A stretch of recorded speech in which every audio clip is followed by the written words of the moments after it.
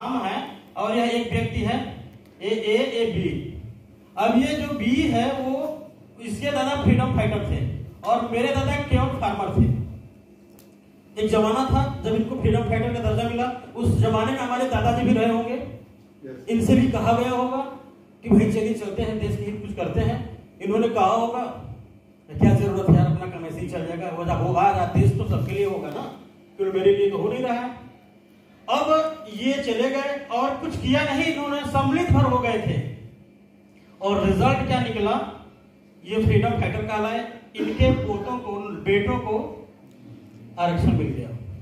वो आरक्षण का फर्क देखिए, अगर एक सीट है, मान लीजिए 2 सीट है, 500 लड़के हैं, अब ये बंदा वैकेंसी डाल दिया, इसका तो होना ही है, मुझे 500 में फाइट करना पड़ेगा। क्लियर हो रहा है बात? ये होता है क्रांति का मतलब। आप देखें आगे थोड़ा सा, केवल सूचना मात्र है, 5% लोगों को ही केवल इसका नॉलेज है। आज हम लोग चर्चा करेंगे केवल 5% के जो इसका नॉलेज क्या है, स्पेशली एमएलएम का। एमएलएम एक सब्जेक्ट है, इसे हमें समझना है, ये ट्रेनिंग नहीं है, ये सब्जेक्ट है और इसे हम लोग समझते हैं। पहला टॉपिक हम लोग ले लेते हैं कि ये क्या, खोज कैसे हुई इसकी कहानी क्या है। देखिए पहला टॉपिक है हमारा एसएसबी, खोज। ये कैसे खोज है इसको हम लोग देखेंगे। दूसरा देखेंगे यह 21वीं सदी की क्रांति कैसे हो रही है। देखिए एक आम इंसान जितना पैसा कमाते हैं उसका 80% पैसा अपनी जरूरतों को पूरा करने के लिए मार्केट में खर्च करते हैं। 20% पैसा हम इन्वेस्ट करते हैं कहीं न कहीं, जिसको हम बचत बोलते हैं। मतलब एक आम इंसान अपने कमाई का 100% पैसा मार्केट में खर्च करता है और उसे मार्केट का सही परिभाषा नहीं पता। एक सवाल खड़ा हो गया, सर मेरी भी एजुकेशन जोलॉजी से एमएससी है, मैं भी पढ़ा और देखा कि मैं भी जितना कमाता हूं सैलरी से उसका सारा का सारा पैसा इसी मार्केट में खर्च कर लेता हूं और मुझे आज तक मार्केट का परिभाषा नहीं समझ में आया, सही परिभाषा क्या है। दूसरा चीज एक और, कमाने के हमारे पास 1000 तरीके हैं, लेकिन खर्च करने का सिर्फ एक ही तरीका है। कमाने के तरीके हमने सीखा, हमने सिस्टमैटिक साइंटिफिक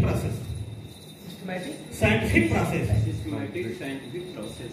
अब देखिए हमारे पास बहुत सारे डिग्री लेते हैं, हम बीए करते हैं, बीएड करते हैं, एलएलबी करते हैं, कुछ भी करते हैं, ये सब करते हैं पैसा कमाने के लिए, लेकिन खर्च करने का सिर्फ एक ही तरीका है, वो है मार्केट, और इसी की परिभाषा हमें नहीं पता।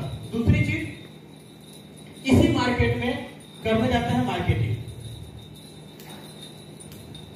देखिए मार्केटिंग जितना जरूरी केमिस्ट्री, फिजिक्स, जूलॉजी, बॉटनी पढ़ना था, उससे ज्यादा जरूरी हमें मार्केट और मार्केटिंग पढ़ना था, बट हमारे सिलेबस में ये था ही नहीं।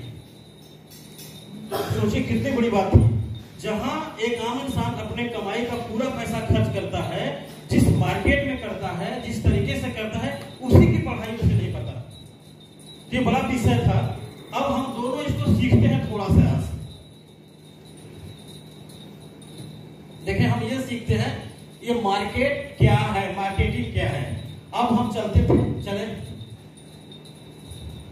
मार्केटिंग हर व्यक्ति करता है, ऐसा कोई व्यक्ति नहीं होगा जो मार्केटिंग ना करता हो, चाहे पीएम हो चाहे पीओन हो, हर व्यक्ति मार्केटिंग करता है। अगर मार्केटिंग की परिभाषा पूछी जाए तो क्या हो सकती है जनरली? क्रय विक्रय, लेन देन, हम इसको बोलते हैं क्रय विक्रय। दूसरा लेन देन भी बोल सकते हैं। अच्छा इसकी शुरुआत कब से हुई होगी? जब से सभ्यता का विकास हुआ होगा। अच्छा सबसे विकसित सभ्यता के एग्जांपल ले लेते हैं। सबसे पुरानी सभ्यता जो पूर्ण रूप से विकसित थी, जिसके साक्ष्य पाए गए, तो लगभग 3100 BC का समझ में आता है कि 3100 BC की जो सभ्यताएं थी, वो सभ्यताएं पूरी विकसित थी, जिसके साक्ष्य पाए गए। और अभी समय चल रहा है 2030, तो देखा जाए 5000 वर्ष, लगभग 5123 साल पुरानी परंपरा है ये मार्केटिंग की, आज की नहीं है।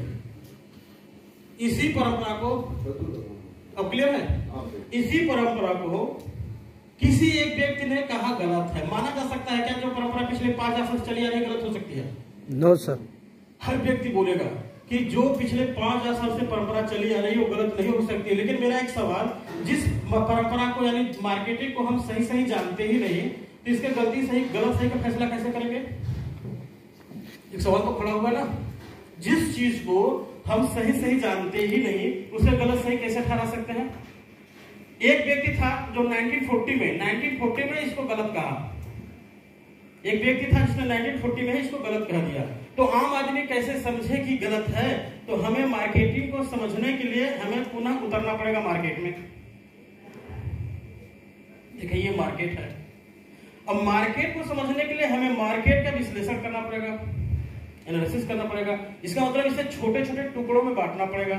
तो हम देखते हैं कुछ लोग कस्टमर हैं, कुछ लोग रिटेलर हैं, कुछ लोग होलसेलर हैं, कुछ लोग स्टॉकिस्ट हैं जिन्हें CNF एजेंट कहा जाता है, कुछ लोग मैन्युफैक्चरर है। ये मार्केट है।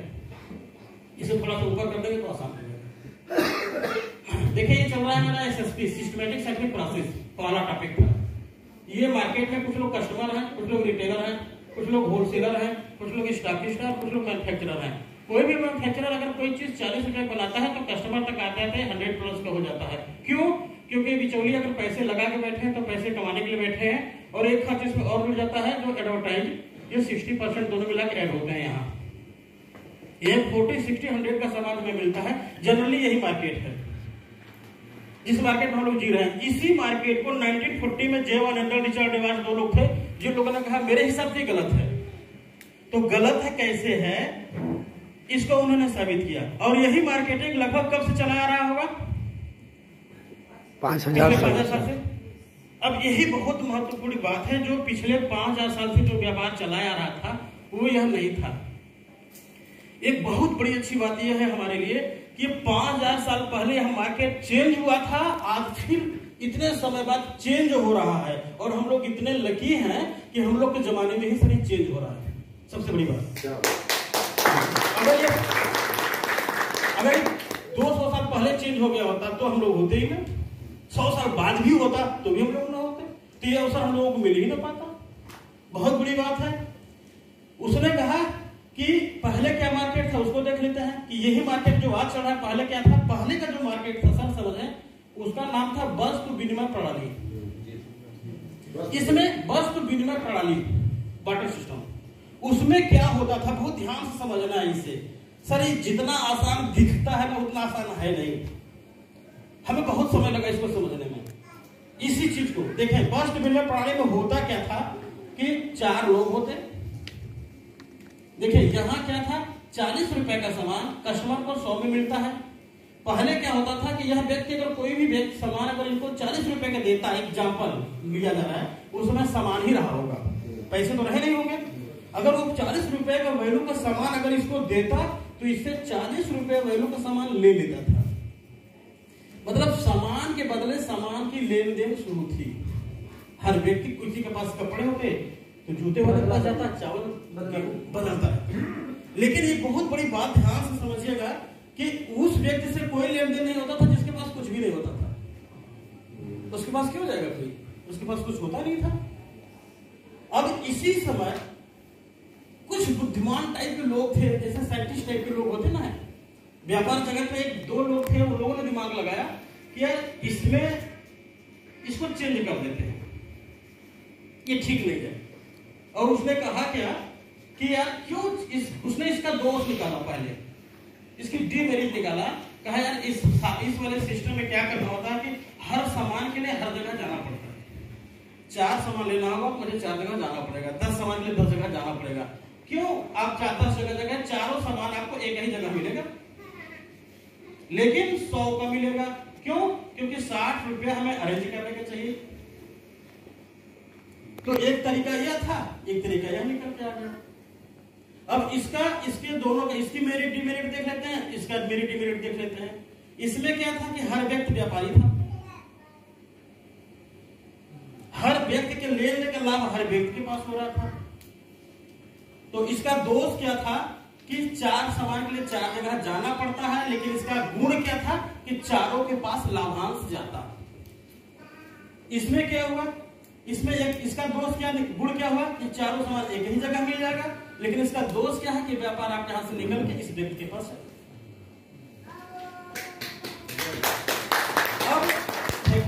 अब यह व्यक्ति केवल मालामाल होता गया, यह व्यक्ति मालामाल होता गया, यही बदला रूप आगे हमारे आपके पास है। यह व्यक्ति बनाता है, यह व्यक्ति खरीदता है, अब इसको 100 भी मिलता है, 60 बिचौलियों को चले ही जाते हैं हमारी भाषा में।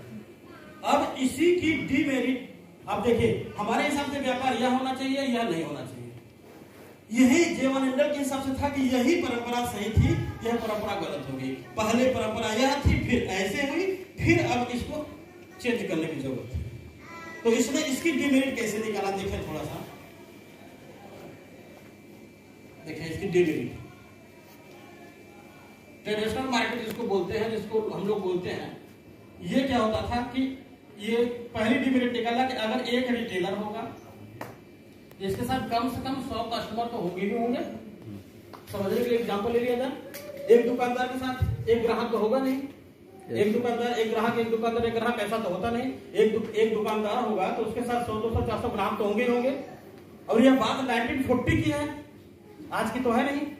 अब 1940 की थी तो उस समय उन्होंने क्या सोचा कि यह व्यक्ति जो सामान रखा है, इसके पास एक विशेषाधिकार है, ये कहता है कि सामान मेरे घर बना नहीं है, लेना हो तो लो, नहीं तो जाओ। कहता भी है यस कि सामान मेरे घर थोड़ी बना है, लेना हो लो, नहीं तो जाओ। चलिए ठीक है, अगर इसके घर सामान नहीं बना है तो क्या ग्राहक घर पैसा बना है? नो, इसके घर पैसा भी तो नहीं बना है। अब सोचिए 1940 मतलब 1940 में पहली बार 5000 सालों में एक व्यक्ति यह बात देख पाया।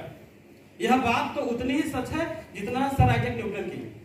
भाई न्यूटन से पहले किसी ने थोड़ी देखा था एप्पल को नीचे गिरते हुए, देखा तो बहुतों ने था, लेकिन उसने ध्यान से देखा कि यार सारे एप्पल नीचे क्यों आ रहा है।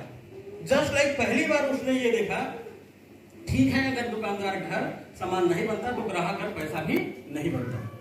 मतलब जितना मेहनत से इसके पास सामान आता है उससे ज्यादा मेहनत से ग्राहक के पास पैसा आता है। सब दुकानदार आज के डेट में देखें, अगर दुकानदार होलसेलर को फोन भी कर दे तो माल आ जाएगा।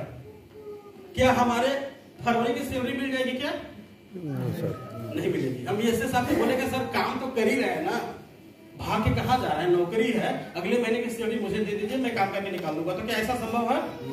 इसका मतलब हमारे पैसे की जो वैल्यू है इनके सामान की वैल्यू से ज्यादा की है, फिर भी हम यहाँ पैसा देते हैं तब ये सामान देते हैं। मतलब क्रय विक्रय दोनों तरफ से हो रहा है, लेकिन जो लाभांश है अकेले ले रहा है, यही गलत है, यही गलत। एक एग्जाम्पल देखिए, ये मार्केट कितने का होगा? 25 का। अब समझिए, ये 25 रुपए इस पर लगाया ग्राहक, 20 रुपए का मान लीजिए मिला होगा दुकानदार को, 5 रुपए इस पर लाभांश उत्पन्न होगा। ये 5 रुपए में से 5 पैसा भी इसको नहीं जाता, ये 100% ले लेता है। उसने कहा गलत है, क्योंकि पहले लेन देन में इसका 100% रोल, क्रय विक्रय में दुकान मतलब ग्राहक का 100% रोल, मतलब कार्य में उसका 100% रोल और लाभ में 1% रोल, यही गलत है। इसने कहा मतलब 1 + 100, 100 लोगों के कार्यों का बेनिफिट सिर्फ एक व्यक्ति लेता है। इसी जगह उसने परिभाषा दिया कि क्रय विक्रय के दौरान जब लाभांश सिंगल लेवल पर बटे तब उसे सिंगल लेवल मार्केटिंग कहते हैं। सर हम एमएलएम तो जानते हैं, एसएलएम जानते हैं। यस। मतलब इसकी परिभाषा क्या है? जिस मार्केट में हम लोग रहते हैं, हम लोग उसकी परिभाषा नहीं जानते। उसकी परिभाषा यह है कि 100 लोगों के लेन देन का लाभ केवल एक व्यक्ति लेता है, जो कि गलत है। फिर दूसरा उसने कहा, इसी एसएलएम ने एक और डीमेरिट पैदा कर दिया। क्या पैदा किया कि इसी एसएलएम की देन है कि दुनिया के 80% ग्राहकों का पैसा सिर्फ 20% लोगों के पास पैसों का केंद्रीकरण होता है। जेवन एंडल ने उसी समय कह दिया था कि जिस देश में पैसों का केंद्रीकरण होता रहेगा उस देश का आर्थिक विकास हो ही नहीं सकता। और फिर इसी एसएलएम ने एक और जन्म दिया, एक डीमेरिट और बनाया, डुप्लीकेशन। ये 3 कमी उसने दिखाया आपके एसएलएम की। उसने कहा ये सब गलत है, यह सब गलत है, सही क्या होना चाहिए? सही उसने ये दिखाया, देखिए सही क्या दिखाया उसने बोला ये मैन्युफैक्चरर है, ये कस्टमर है, इसको 40 से मतलब है, इसको 100 से मतलब है, क्योंकि एमआरपी ग्राहक के लिए ही होती है। ये 60% पैसा, एक चित्र यहाँ हो गया सर, एक चित्र यहाँ है, ये जो आपस में लेन देन कर रहे हैं, और यह चारों सामान एक ही जगह मिल रहा है। ये 60 रुपया रख के 100 रुपए का सामान दे रहा है, ये सेम प्रोसेस यहाँ से।